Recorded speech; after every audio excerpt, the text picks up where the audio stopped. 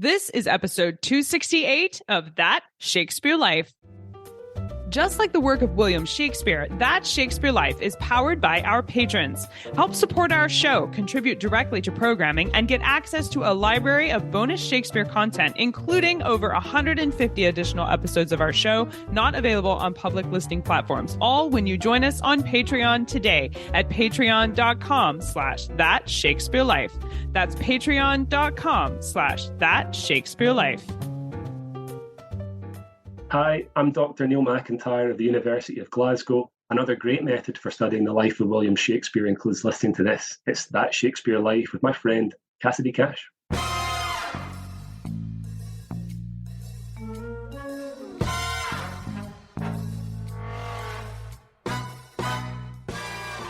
Laws, even in Shakespeare's own lifetime, were starting to be released that referred to people who were disabled as having certain rights. It was not a widely recognized social identity, but it was starting to form. Welcome to That Shakespeare Life with Cassidy Cash. Cassidy believes that if you desire to successfully learn or perform Shakespeare's plays, then understanding the real life and history of William Shakespeare himself is a must. That Shakespeare Life is the podcast that helps you go beyond the curtain of some of Shakespeare's most iconic works and explore the world of early modern England as Shakespeare would have lived it, learning from the writers, historians, and performers who know it best. And now, here's Cassidy. In Shakespeare's plays like Richard III, his Henry plays, and even in Macbeth, Shakespeare writes about medical disabilities and physical deformities like a hunchback, madness, blindness, and being lame. We can tell from these references that disability was present in Shakespeare's lifetime, but what exactly was the understanding of what a disability meant for a real person in Shakespeare's lifetime? In order to understand the reactions of society, whether accommodations were made for disabilities, and what those accommodations might have been, along with how exactly organizations like Bedlam Hospital, which was created for a house for the insane, how does that fit into our understanding of the references towards things like monsters and hunchbacks that we see in Shakespeare's plays? In order to understand this part of Shakespeare's life, we're sitting down today with Jeffrey R. Wilson, author of Richard III's Bodies from Medieval England to Modernity, Shakespeare and Disability History, to examine how understanding 16th century medical history helps characters like Richard III make more sense when we see them on stage. Jeffrey R. Wilson is a Shakespeare scholar at Harvard University. He is the author of 3 books, Richard III's Bodies from Medieval England to Modernity, Shakespeare and Disability History, that was published in 2022, along with Shakespeare and Game of Thrones, and Shakespeare and Trump. You can find links to more of Jeff's work and links to his publications in the show notes for today's episode. Hello, Jeff. Welcome to That Shakespeare Life. Hey, how's it going, Cassidy? Great to talk to you again. Wonderful to have you here. I'm excited to dive into this topic and look at disability for Shakespeare's lifetime. Specifically, I want to kick off with the word monstrous. I know that this term gets used to describe people with disabilities in Shakespeare's lifetime, but I wonder if it was intended to be insulting, or was it just a term that applied broadly to any physical attribute that was unusual or perhaps atypical? Yeah, so monstrous then meant something different than what it means now. The short answer to your question is yes, it was meant to be insulting, but in some various different ways. So there's this moment in Henry VI, Part 3, where Richard has his first major soliloquy, and about halfway through it, he says, "Am I then a man to be beloved? Oh, monstrous fault to harbor such a thought." So this line comes after about 10 lines describing Richard's physical disability, but the word monstrous here doesn't refer to Richard's body. The word monstrous here refers to this idea he has that he believes is a fallacious idea.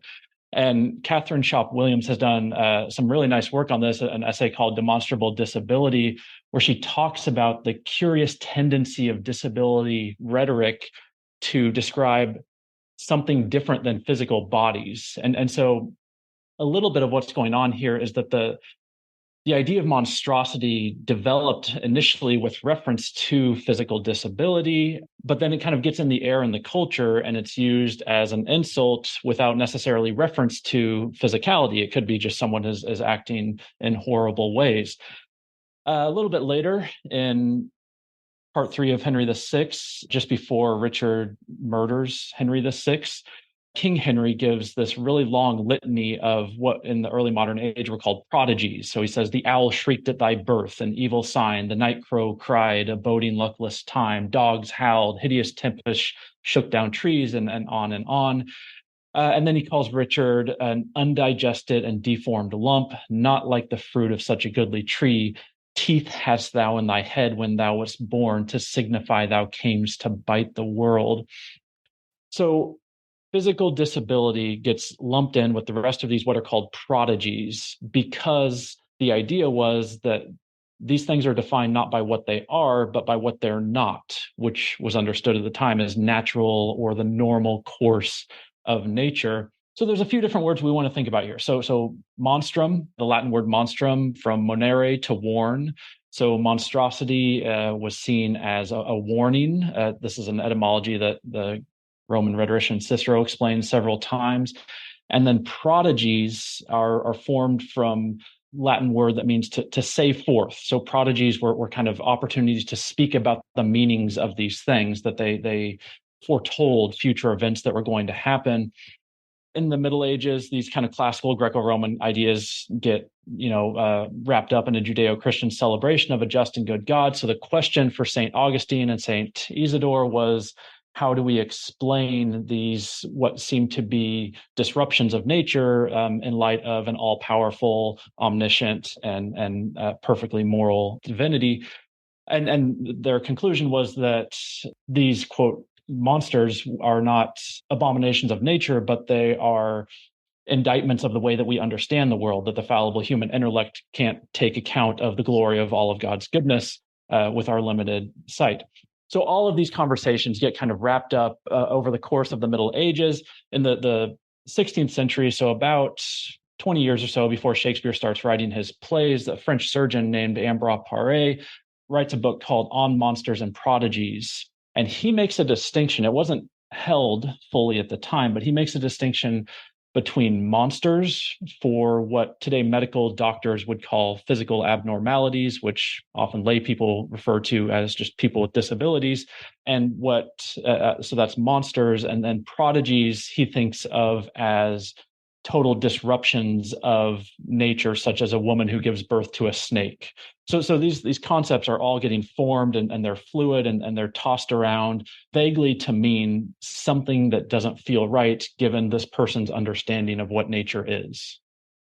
Jeff's book identifies posters that announced, quote, monstrous births. Jeff, what did these announcements look like? Where were they displayed? And why were the births of people with disabilities given this kind of attention? Yeah, so Alan Bates is an author who's identified that atypical births were everywhere in Renaissance England, from these broadsides that you're talking about to books and journals. So Shakespeare describes some of these posters in Macbeth when he has, toward the end of the play, Macduff threatens Macbeth, quote, "We'll have thee as our rarer monsters are, painted on a pole and underwrit. Here you may see the tyrant." So these were kind of like early modern newspapers, single sheets that they were cheap to make, they were cheap to print, easy to buy, about a penny a piece. They could have advertisements, they could have propaganda or laws that were newly created, they could have news on a local or a national level. So people would kind of buy them, they would pass them around with their neighbors, they would hang them on their walls. And these monstrous birth posters were kind of a genre that emerged, that kind of, there was a big flurry of them starting in the 1560s. And they're kind of a collision of theology and medicine. And so the posters, they usually have 4 parts to them. So there's usually a title that advertises something as true and monstrous. So some of them are a description of a monstrous pig, the which was farrowed from Hampstead, or the true description of a monstrous child born in the Isle of Wight, or the form and shape of a monstrous child born at Maidstone in Kent. So they would start with this kind of clickbaity title, and then they would give a visual representation of what this quote unquote monster looked like. They could have been humans, they could have been animals, but there was a visual representation. And then there were two additional pieces. First was a prose description of kind of the facts of the case of, in Maidstone on such and such a date, this person was born. Here are the conditions of the parents. Is a description, sometimes rubbing up against even a kind of medical description of the person who was born. And then the final piece of these posters would be a poetic interpretation in verse of the meaning of this anomalous birth. And often that meaning was read as the sign of an angry God who is sending a warning to a wicked, iniquitous society that he's angry with them. Sometimes it was society in general. Sometimes it was specifically incestuous parents were thought that their sins were brassed out in human form in these children who had birth anomalies.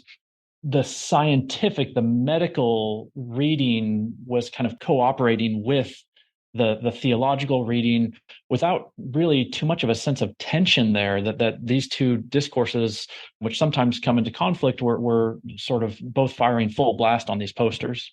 It sounds a whole lot like tabloid magazines that you see when you're in the checkout line at the grocery store, of these like fantastic titles that are just way overblown. I mean, I like to think the tabloid magazines were a new thing, but it sounds like Shakespeare had them as well. Yeah, exactly. Given the perspective on disability held in early modern culture, was the famous deformity of Richard III in Shakespeare's play a reflection of the real Richard, or was this feature given to Shakespeare's character as a parody display of a morally monstrous person?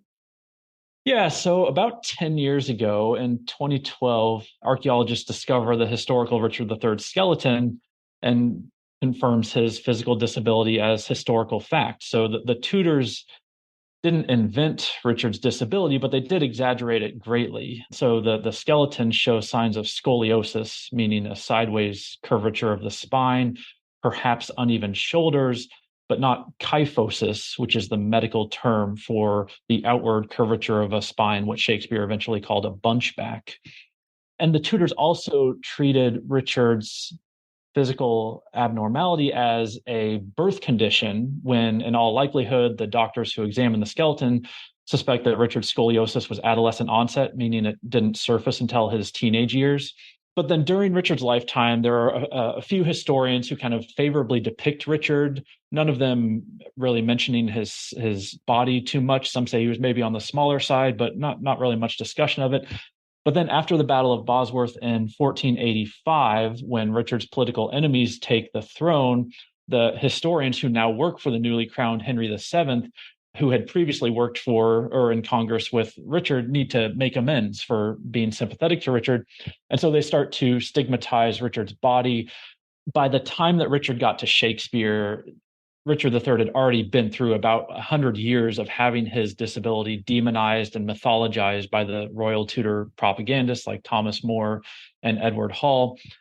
And so then Richard first appears in Shakespeare's plays in a couple of brief scenes at the end of 2 Henry VI.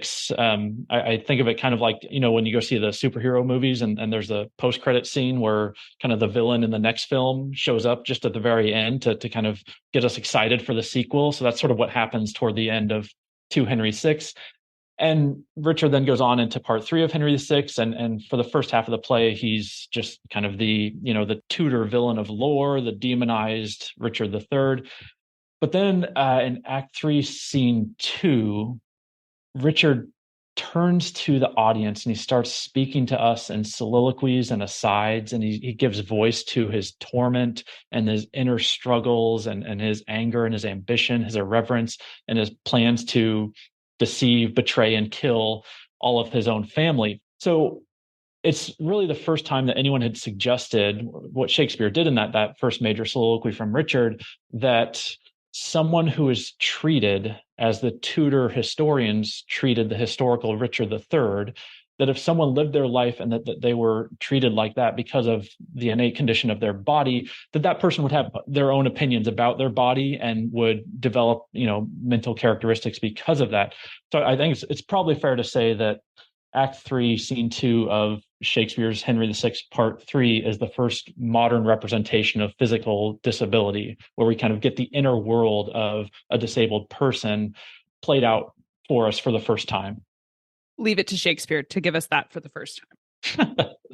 In the 16th century, what was the cultural understanding of the relationship between physical deformity and the causation of disability? I know you said the general thought for the Tudors, or at least the general credit for Richard's disability, was a birth defect, but did people like Shakespeare believe that a disabled person was at fault somehow for their condition? Because obviously we know Richard wasn't actually born with his deformity. He developed it later. So where was the definition for causation assigned?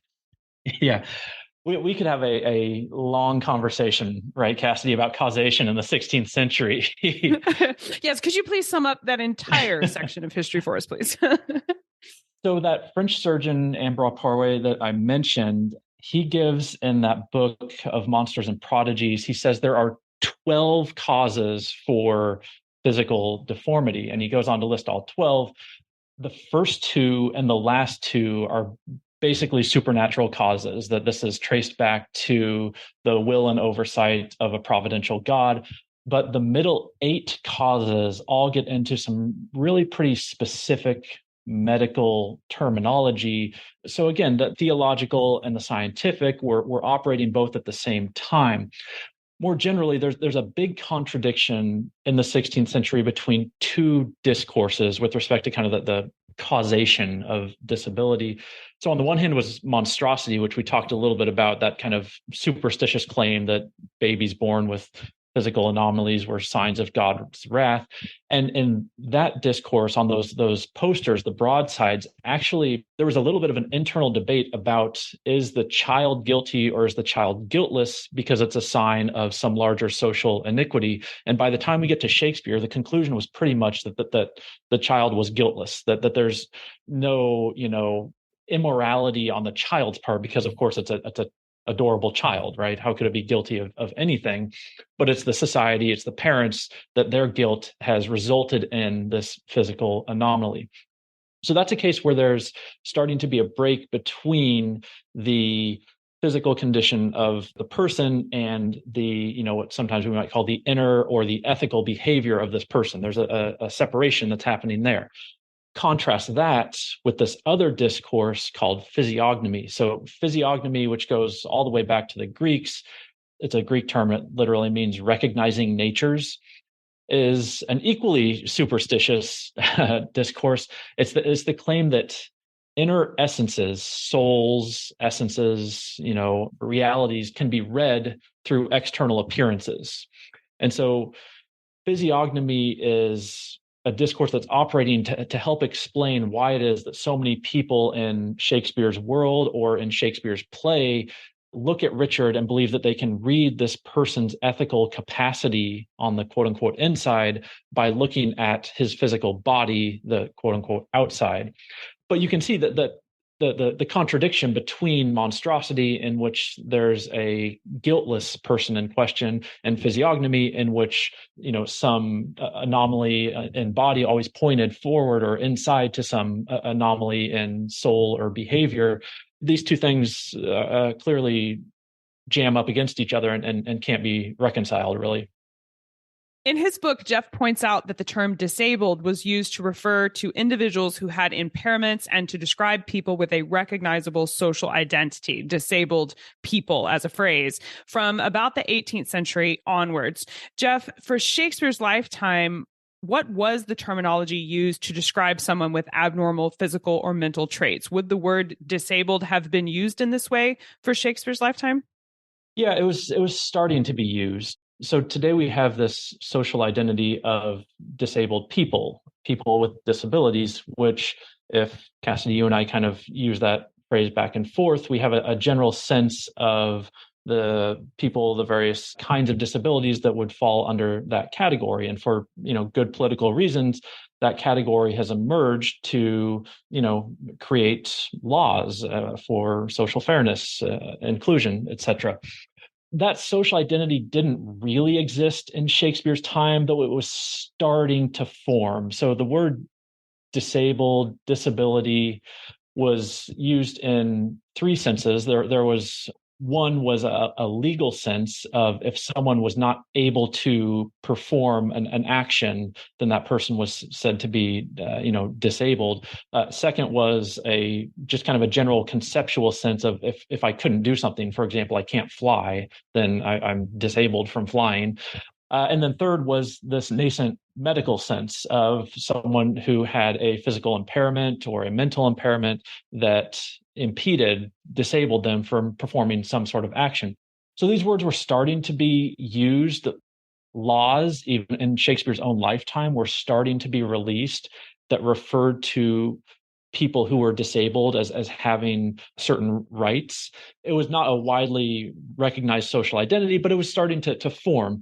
Much more common, though, was that people were addressed by the specifics of whatever condition it was that they operated with. So someone would be, blind, or someone would be mad, or someone would be lame was a term that they frequently used for physical disability. And so, whereas today, for political reasons, we have this social identity that collects people together for reasons of solidarity and political efficacy, it was dealt with much more on a kind of condition by condition basis in Shakespeare's time. So you mentioned that disabled could apply to someone that had a physical inability to perform a certain task. And I wonder if that means disabled individuals for Shakespeare's lifetime, were they expected to participate fully in society at the same level as their more able-bodied counterparts without any kind of assistance? Or were there accommodations made, like we have wheelchair ramps today, or service animals that we allow into places animals might not otherwise be allowed? Were these kinds of exceptions made for Shakespeare? And if they were, can you give us some examples? Yes, there were accommodations made, but in medieval England, it wasn't systematic or centralized in the way that we think of the Americans with Disabilities Act or something like that.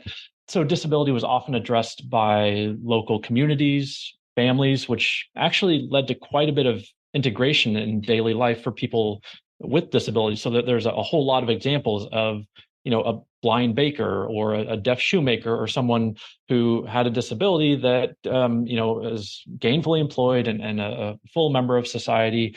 Medical care was expensive. So wealthy folks might seek out treatment, but most accommodations were just sort of created on the fly. So, you took a shirt that you had and you made a sling for your leg or something like that. People with disabilities often sought out charity. So sometimes that would come from churches. Sometimes that was out on the street.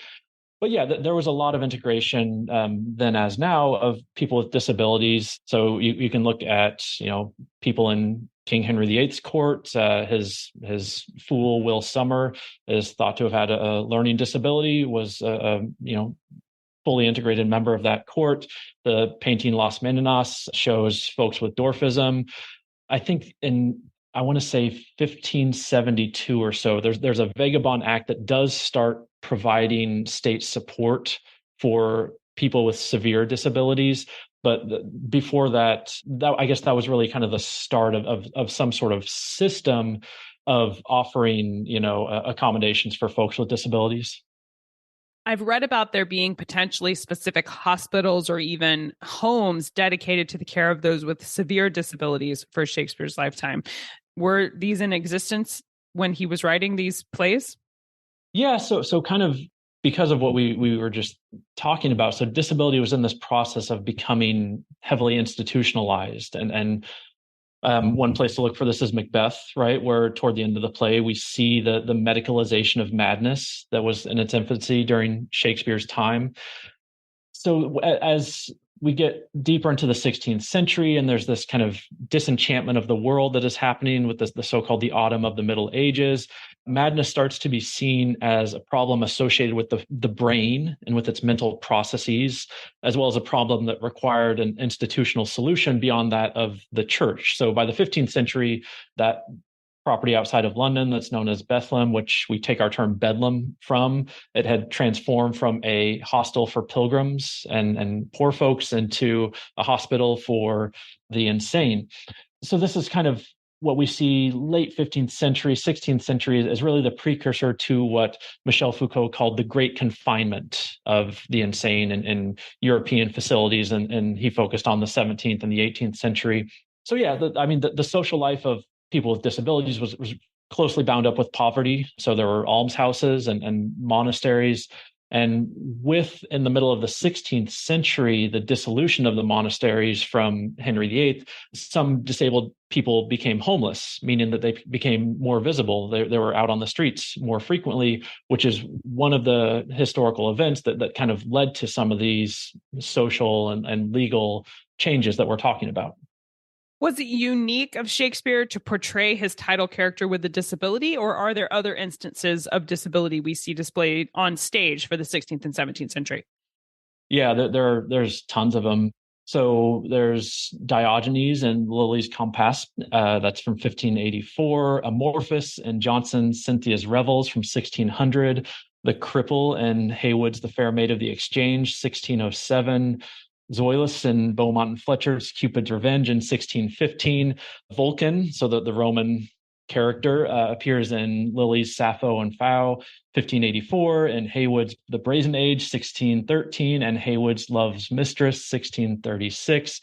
Thersites, who is the first physically disabled character in European literature, appears in Nicholas Udall's play called Thersites in 1562. He's in Shakespeare's Troilus and Cressida, and Heywood's The Iron Age in 1632.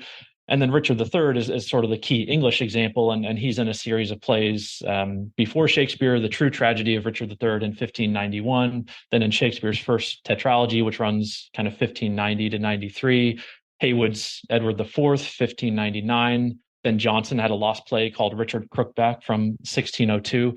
So I think then as now, it's the case that disability was everywhere in society. At the same time, there were limitations on how often disability was represented on stage, but there were also efforts that were made to make what happened on stage look more realistic to what was happening in the world. And so we see those characters, and those ones that I mentioned are the ones who are kind of, their disability is thematized, is made a part of the drama itself.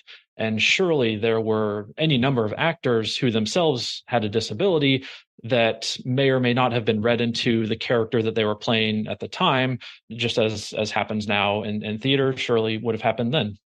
This is a fascinating section of history. And as you mentioned, there's a ton more to explore and look into if you want to learn more about disability and its place in Shakespeare's lifetime and how it was being represented and dealt with and responded to. And as someone who studies this section of history a lot, I wonder if you could give us some expert recommendations here of what are some books or resources we could use that we should start with to learn more about this topic. Yeah, absolutely. So get your pencils ready. The first place you probably want to check out is the website called Pre-Modern Disability, and it's also available on Twitter. One of the persons who runs that, Lindsay Roe-Havold, also has a fantastic book called Dissembling Disability in Early Modern English Drama that has a stunning number of cases of counterfeit disabilities in Renaissance English drama. I think upwards of 40-some instances of disability forgeries that happen.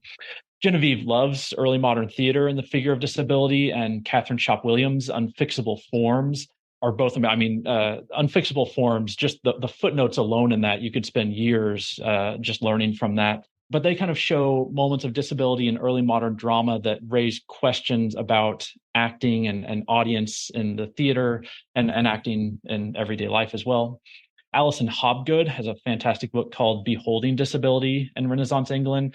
Alice Equestri has focused instead on intellectual disabilities, which is an understudied aspect of this conversation. So that's a book called Literature and Intellectual Disability in Early Modern England. Grace McCarthy has then kind of fast forwarded to modern Shakespearean filmmakers to think about how the modern adaptations and directorial decisions often mediate our engagements with disability in Shakespeare's stories. And then finally, Sonia Freeman-Loftus has redirected attention, I think, wisely, from Shakespeare's disabled characters to the lived experiences of present-day Shakespeareans with disabilities, whether those are artists and actors who are adapting plays or scholars and activists who are responding to them. And all of this work has really kind of blossomed just in the past 15 years or so. And there's so much good work that's going on still. Thank you so much for this list of resources. This is an excellent place to begin, and we will share links to these in the show notes for today. In addition to these resources, you will want to check out Jeff's latest publication called Richard III's Bodies from Medieval England to Modernity, Shakespeare and Disability History. Much of the research for that publication is what he's sharing with us in today's conversation. So stay tuned for the URL for the show notes for this week so you can find direct links to all of these places. Now, Jeff, we ask everyone this next question here at That Shakespeare Life, and that's, what's the one book you would take with you on a deserted island? My friends in England tell me I'm supposed to allow you the complete works of Shakespeare and a copy of the Bible, so your choice would be in addition to those. Yeah, I mean, if I'm being totally honest here, it's going to be like a photo book of my kids, right? But what I will say is that my favorite literary work is Paradise Lost. Paradise Lost is the first early modern text that I fell in love with. I was a senior in college at the time, and I had a fantastic Milton professor. Shout out to Peter C. Herman.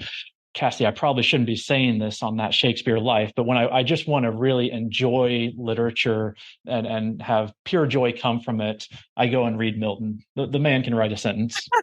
I agree with that completely. And I think Milton is right up there with one of the greatest sources of literature you could dive into. So I think that's an excellent choice for your deserted island for sure.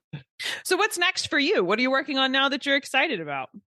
Yeah, well, like a good academic, I always have more projects than I have time for. But I think with respect to this material that we're talking about, a lot of this came from my dissertation, which was called Stigma in Shakespeare. And I haven't kind of fully published that. And I think that might be next. So just thinking about, as he was writing Richard III, Shakespeare was also working on Titus Andronicus, and the character Aaron is stigmatized because of his black skin. He occupies a similar place in the drama as Richard does. And then a few years later, Shakespeare writes King John, where the character Philip Falconbridge, who is stigmatized because he's born a bastard, also occupies this same space in the play of someone who plays the role of the villain, but also is irresistible in his comedy and his appeal to the audience, and who has to navigate these social dimensions of the identities that he's tagged with because of the condition in which he's born.